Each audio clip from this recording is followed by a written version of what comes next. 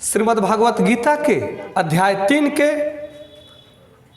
कर्म योग में भगवान श्री कृष्ण निर्देश देते हैं अर्जुन को, और अर्जुन के माध्यम से संपूर्ण मनुष्य जाति को, कि प्रत्येक मनुष्य जाति का परम कर्तव्य है कि वह अपने इंद्रियों को संयम में रखते हुए सांसारिक विषय वस्तुओं में फंसे बिना अपने नियत कर्म को करना हर मनुष्य का परम कर्तव्य है।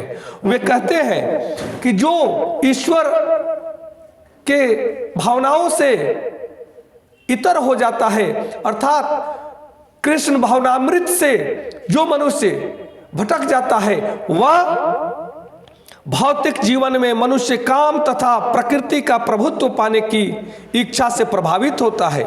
प्रभुत्व तथा इंद्रिय तृप्ति की इच्छाएं जीव की परम शत्रु है, मनुष्य की परम शत्रु है।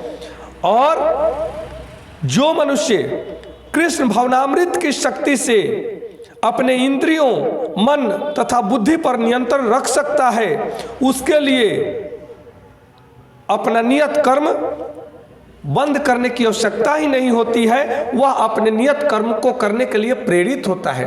भगवान यही बात समझाते हैं और कर्म योग में भगवान ने यही कहा है कि कर्म करना मनुष्य का परम धर्म है, क्योंकि कर्म के बिना कोई रह नहीं सकता है। जो हर प्राणी को जो त्रिगुण है, तमोगुण, रजोगुण और सत्वगुण, ये तीनों गुण के अधीन मनुष्य हो या हर प्राणी कार्य करने को विवश है। वो हर पल कार्य कर रहा है, अगर वो कुछ नहीं कर रहा है तो भी वह कुछ कर रहा है।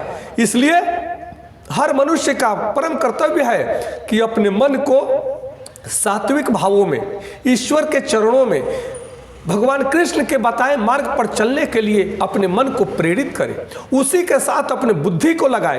अगर बुद्धि और मन पूरी तरह से ईश्वर के चरणों में लग जाता है, कृष्ण के भावनामृत में जब वह समर्पित हो जाता है, तब वह आत्मस्वरूप को जानता है। अपने आत्मस्वरूप को जब मनुष्य जान जाता है, तब वह सांसारिक विषय वस्तुओं में नहीं फंसता और वह जन कल्याण के लिए, सृष्टि कल्याण के लिए, सबके कल्याण के लिए तत्पर होकर के हमेशा अपना कर्म करता रहता है।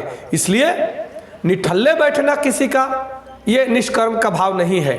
कर्म करते हुए उस कर्म में संलिप्त न होकर के उसे भगवान का आदेश समझ करके उस कर्म को करे, और कर्म फल की इच्छा किए बिना जो मनुष्य ऐसा काम करता है, वह कर्म बंधनों में बंधता नहीं और वह सदैव ईश्वर को प्यारा होता है, प्रेमी होता है, भक्त होता है, और उस पर ईश्वर की असीम कृपा बरसती रहती है। नमस्कार, धन्यवाद। जय श्री कृष्ण।